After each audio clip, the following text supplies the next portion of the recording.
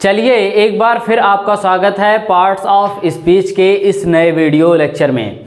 देखिए आज के इस वीडियो लेक्चर में मैं आपको बताने वाला हूं प्रोनाउन के बारे में कि प्रोनाउन क्या होता है। आपको इस वीडियो लेक्चर में प्रोनाउन के डेफिनेशन के बारे में पता चलेगा कि प्रोनाउन का डेफिनेशन क्या होता है। फिर आपको बताया जाएगा कि प्रोनाउन कितने टाइप के होते हैं। तो चलिए शुरू करते हैं, देखते हैं कि प्रोनाउन क्या होता है। देखिए अगर हम यहाँ पे बात करें प्रोनाउन के बारे में तो देखिए प्रोनाउन क्या है। प्रोनाउन पार्ट्स ऑफ स्पीच का दूसरा पार्ट है जिसे हिंदी में क्या कहा जाता है, सर्वनाम कहा जाता है। यहाँ पे मैंने आपको क्या बताया, यहाँ पे मैंने आपको ये बताया कि प्रोनाउन क्या होता है। प्रोनाउन पार्ट्स ऑफ स्पीच का दूसरा पार्ट है जिसे हिंदी में क्या कहा जाता है, सर्वनाम कहा जाता है। अब यहाँ पे आप लोगों के मन में एक क्यूरियोसिटी आ रही होगी कि ये प्रोनाउन होता क्या है।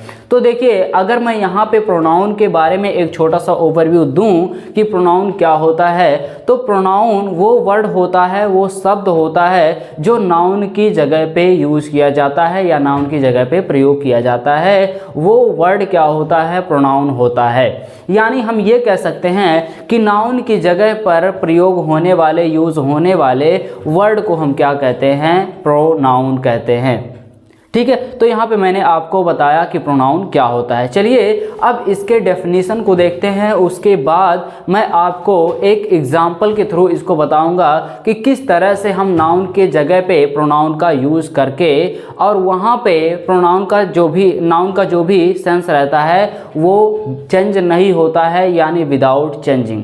तो सबसे पहले चलिए ये देख लेते हैं कि प्रोनाउन का डेफिनेशन क्या होता है। देखिए यहाँ पे definition,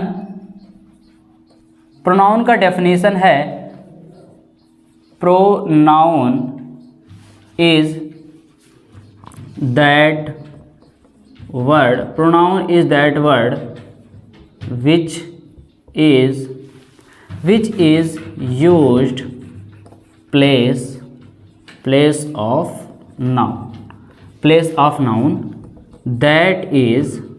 that is called pronoun, यहाँ पे देखिए आपको डेफिनेशन में क्या बताया गया। डेफिनेशन में आपको ये बताया गया कि pronoun is that word, pronoun वह शब्द है which is used place of noun, जिसका यूज किया जाता है, कहाँ पे किया जाता है, प्लेस ऑफ नाउन यानी नाउन की जगह पे प्रयोग किया जाता है, यूज़ किया जाता है। वो वर्ड क्या कहलाता है, प्रोनाउन कहलाता है। दैट इज़ कॉल्ड प्रोनाउन, जो क्या कहलाता है, प्रोनाउन कहलाता है। तो यहाँ पे मैंने आपको बताया कि प्रोनाउन का डेफिनेशन क्या होता है। चलिए अब इसको एग्जाम्पल के माध्यम से समझते हैं कि कैसे हम नाउन की जगह पे प्रोनाउन का यूज़ करते हैं और कैसे ये प्रोसेस होता है। देखिए आपके सामने यहाँ पे मैं एक सेंटेंस लिख रहा हूँ। सेंटेंस क्या है, Ram is a good boy. फिर मैं लिख रहा हूँ Ram plays very well, Ram plays very well. Ram has a good car. फिर यहाँ पे मैंने लिखा Ram goes to school on time. Ram goes to school on time. अब यहाँ पे देखिए ये सेंटेंस लिखा गया है, कुछ सेंटेंस आपके सामने लिखा गया है। यहाँ पे देखिए Ram is a good boy, फिर Ram plays very well, Ram has a good car, Ram goes to school on time. यानी राम एक अच्छा लड़का है, राम बहुत अच्छा खेलता है, राम के पास एक अच्छा कार है, राम स्कूल समय पर जाता है, टाइम पर जाता है। अब यहाँ पे देखिए अगर आप एक चीज़ नोटिस करें इन सभी सेंटेंस में, तो यहाँ पे राम, यहाँ पे भी राम, यहाँ पे और यहाँ पे, यानी इस चार जगह पे राम आया है। हम यहाँ पे किसके बारे में बात कर रहे हैं, हम यहाँ पे राम के बारे में बात कर रहे हैं कि राम अच्छा है, राम अच्छा खेलता है, राम के पास एक अच्छा कार है, राम स्कूल समय पर जाता है। तो यहाँ पे देखिए बार बार हमें क्या कहने की ज़रूरत पड़ रही है, हमें बार बार यहाँ पे राम कहने की ज़रूरत पड़ रही है, जो क्या है, नाउन है। मैंने आपको नाउन के वीडियो लेक्चर में ये बताया था कि नाउन क्या होता है। अब यहाँ पे देखिए राम क्या है, यहाँ पे ये नाउन है। यहाँ पे देखिए राम क्या है, ये भी नाउन है, यहाँ पे भी ये भी नाउन है, और यहाँ पे ये भी नाउन है, यानी राम क्या है, नाउन है। अच्छा एक चीज़ बताइए, ऐसा कौन सा वर्ड हम यहाँ पे यूज़ कर दें राम की जगह पे कि हमें बार बार राम ना कहना पड़े, और वो वर्ड राम को डिफाइन करे, राम को डिफाइन करे वो वर्ड, ऐसा कौन सा वर्ड है जो हम इस राम की जगह या इस नाउन की जगह पे यूज़ कर दे, और वो वर्ड क्या हो जाएगा, फिर प्रोनाउन हो जाएगा। तो देखिए अगर हम यहाँ पे इस राम की जगह पे ही का यूज़ कर रहे हैं, यहाँ पे अगर राम की जगह हम ही का यूज़ कर रहे हैं, यहाँ पे अगर राम की जगह हम ही का यूज़ कर रहे हैं, तो देखिए सेंटेंस क्या बना, Ram is a good boy, Ram एक अच्छा लड़का है, ही प्लेज वेरी वेल, वह बहुत अच्छा खेलता। अब यहाँ पे देखिए मैंने ये नहीं कहा राम बहुत अच्छा खेलता है, बल्कि मैंने ये कहा कि वह बहुत अच्छा खेलता है। तो यहाँ पे मैं किसके बारे में फिर से बात कर रहा हूँ, यहाँ पे मैं राम के बारे में बात कर रहा हूँ, भले ही यहाँ पे मैंने राम नहीं कहा, बल्कि राम के जगह पे मैंने वह कह दिया। अब ये जो वह यानी ही है, वो किसको डिफाइन कर रहा है, वो राम को डिफाइन कर रहा है, ठीक है। He has a good car, उसके पास एक अच्छा कार है, किसके पास एक अच्छा कार है, राम के पास एक अच्छा कार है। अब यहाँ पे देखिए मैंने राम नहीं कहा, मैंने यहाँ पे क्या कहा, ही कहा, ठीक है। तो ये ही, और यहाँ पे भी देखिए Ram goes to school on time, Ram समय पर स्कूल जाता है। मैं अब यहाँ पे राम नहीं कह रहा हूँ, बल्कि मैं ये कह रहा हूँ he goes to school on time, वह है समय पर स्कूल जाता है।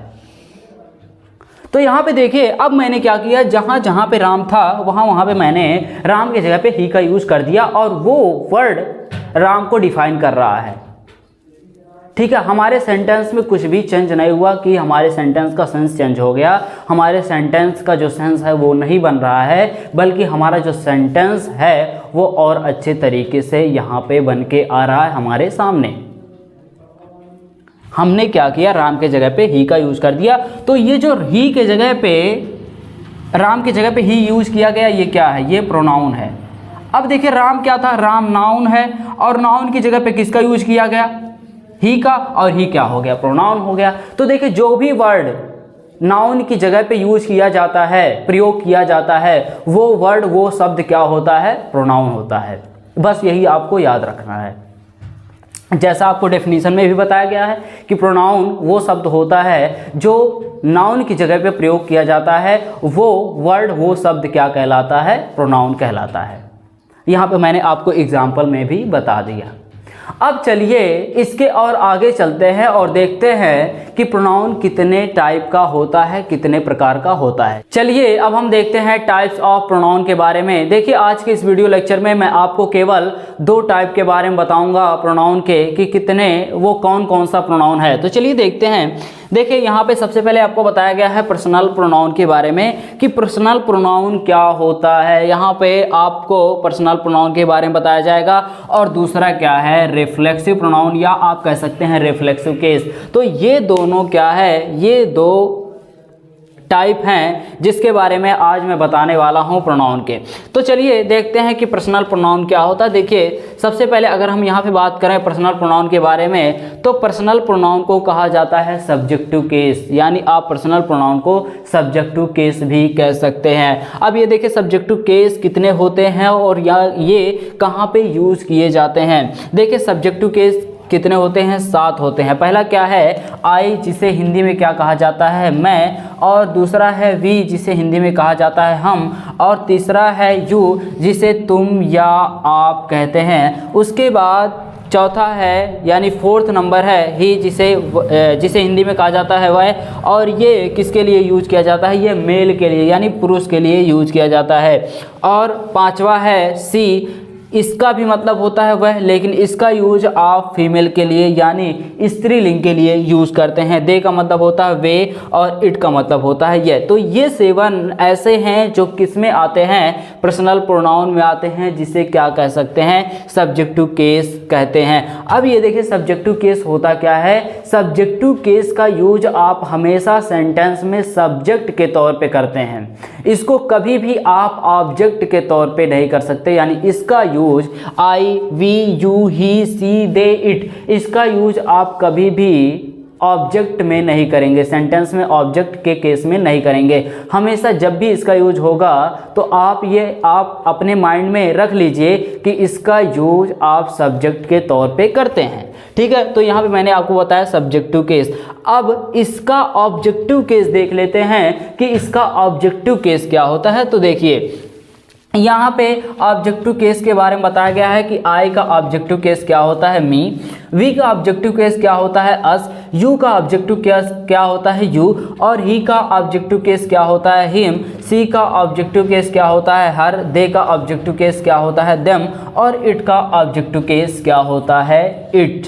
अब यहाँ पे ऑब्जेक्टिव केस क्या होता है उसको समझ लीजिए, इसका यूज कहाँ पे किया जाता है। देखिए ऑब्जेक्टिव केस का यूज आप हमेशा सेंटेंस में ऑब्जेक्ट के तौर पे करेंगे। इसका यूज आप कभी भी सब्जेक्ट के तौर पे नहीं कर सकते। इसका यूज आप सब्जेक्ट के तौर पे करेंगे, ऑब्जेक्ट के तौर पे नहीं करेंगे। और इसका यूज आप ऑब्जेक्ट के तौर पे करेंगे, सब्जेक्ट के तौर पे इसका यूज नहीं किया जाएगा। तो ये बात आप हमेशा अपने माइंड में रखिएगा। यहाँ पे देखिए पजेसिव केस पे आते हैं, देखते हैं इसका पजेसिव केस क्या होता है। यहाँ पे पजेसिव केस आपको बताया गया है। देखिए आई का पजेसिव केस क्या है, माई या माइन। इसके बारे में क्या डिफरेंस है मैं आगे आने वाले वीडियो लेक्चर में आपको बताऊंगा। आई का पजेसिव केस क्या है, माई और माइन। वी का पजेसिव केस क्या है, आवर या आर्स। यू का पजेसिव केस क्या है, योर या योर्स। ही का पजेसिव केस क्या है, हिज। और सी का पजेसिव केस क्या है, हर। दे का पजेसिव केस क्या है, देयर या देयर्स। इट का पजेसिव केस क्या है, इट्स। अब पजेसिव केस का यूज हम कहाँ पे करते हैं, इसका यूज कहाँ पे किया जाता है, किस सेंस के लिए किया जाता है। तो देखिए पजेसिव केस का यूज आप हमेशा सेंटेंस में अधिकार बताने के लिए करते हैं। जैसे यहाँ पे मैं एक सेंटेंस, एक एग्जाम्पल ले रहा हूँ। जैसे अगर हमें ये कहना हो कि यह मेरा कलम है, ठीक है, तो आप क्या कहेंगे, दिस इज माई पेन। अब यहाँ पे माई का यूज आपने क्यों किया, क्योंकि वहाँ पे आप क्या कर रहे हैं, अधिकार बता रहे हैं, अधिकार जता रहे हैं। तो पजेसिव केस का यूज आप हमेशा अधिकार बताने या अधिकार जताने में करते हैं। वह उसका घर है, तो दैट इज हिज हाउस। यहाँ पे देखिए हिज हाउस यानी अधिकार बताया गया, अधिकार जताया गया कि उस घर पे किसका अधिकार है, उसका अधिकार है। तो पजेसिव केस का यूज आप हमेशा अधिकार बताने के लिए करेंगे। उसके बाद आ जाते हैं रिफ्लेक्सिव केस पे। अब यहाँ पे देख रहे हैं रिफ्लेक्सिव केस क्या है, जो दूसरा टाइप है प्रोनाउन का। यहाँ पे आपको बताया गया है, यहाँ पे लिखा गया है। ठीक है, अब देखिए आई का रिफ्लेक्सिव केस क्या होता है, माई सेल्फ। वी का रिफ्लेक्सिव केस क्या होता है, आवर सेल्फ या आवर सेल्फ, दोनों कह सकते हैं। यू का रिफ्लेक्सिव केस क्या होता है, योर सेल्फ या योर सेल्फ्स। ही का रिफ्लेक्सिव केस क्या होता है, हिम सेल्फ। सी का रिफ्लेक्सिव केस क्या होता है, हर सेल्फ। दे का रिफ्लेक्सिव केस क्या होता है, देम सेल्फ या देम सेल्फ्स। इट का रिफ्लेक्सिव केस क्या होता है, इट सेल्फ। अब देखिए इसका यूज कहाँ पे किया जाता है। देखिए इसका यूज यानी रिफ्लेक्सिव केस का यूज आप हमेशा खुद करते हैं, खुद के तौर पे। जैसे अगर मैं ये कहूँ कि यह पेन खुद ही टूट गया, दिस पेन ब्रोक इटसेल्फ, तो यहाँ पे मैंने आपको बताया कि रिफ्लेक्सिव केस का यूज आप कैसे करते हैं। देखिए इसका यूज डिटेल में मैं आने वाले वीडियो लेक्चर में, आगे आने वाले वीडियो लेक्चर में बताऊंगा कि रिफ्लेक्सिव केस का यूज, पजेसिव केस का यूज और ऑब्जेक्टिव केस का यूज, सब्जेक्टिव केस का यूज किस तरह से करते हैं। आज के लिए बस इतना ही, फिर मिलते हैं नेक्स्ट वीडियो में प्रोनाउन के नेक्स्ट पार्ट के साथ। तब तक के लिए गुड बाय, थैंक यू।